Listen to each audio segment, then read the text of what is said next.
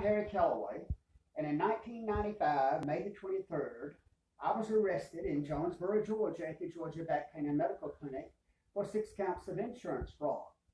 However, in 1995, there was no law concerning insurance fraud except people in the insurance industry and people who had policies, of which I had neither.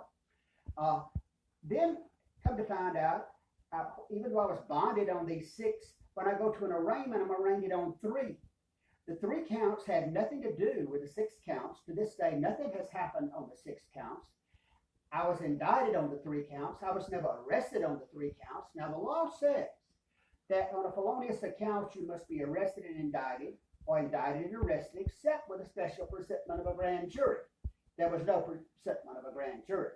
I was never arrested. So the indictment is null and void.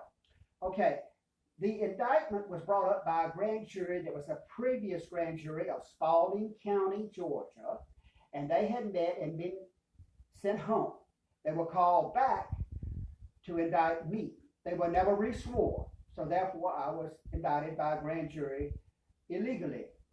Okay, I was indicted on the 3 counts of insurance fraud.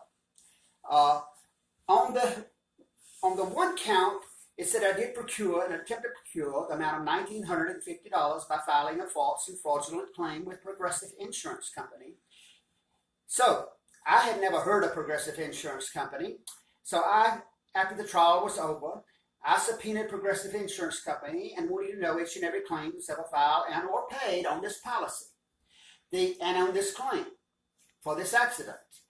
They sent me back the information, and it said the one and only claim that was ever filed and or paid was one uninsured motorist bodily injury claim. It was paid to Mr. Roderick Gordon. They paid him $4,250 through his attorney, Edward Murray.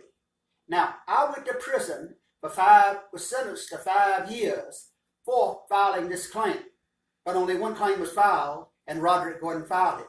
Does this scare you to death? We're living in the United States of America. We have a constitution. We have a flag that we go by, or should go by, but have we thrown it all out?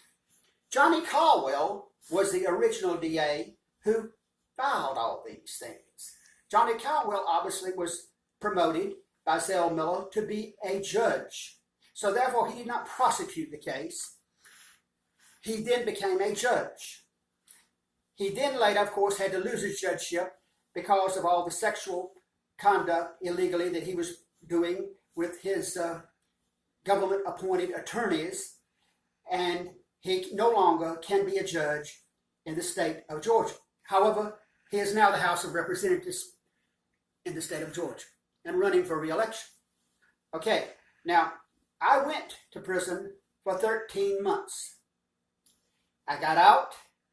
I had no way of making a living. They take away your license. I lost all of my property and everything in the bankruptcy, which was did not proceed properly. It was illegally done too. And therefore, my life has been destroyed. And there was never a law against this in the first place. I didn't do it in the second place. And I'm still fighting this case. I will tell you more in the future as things go on. Thank you for listening.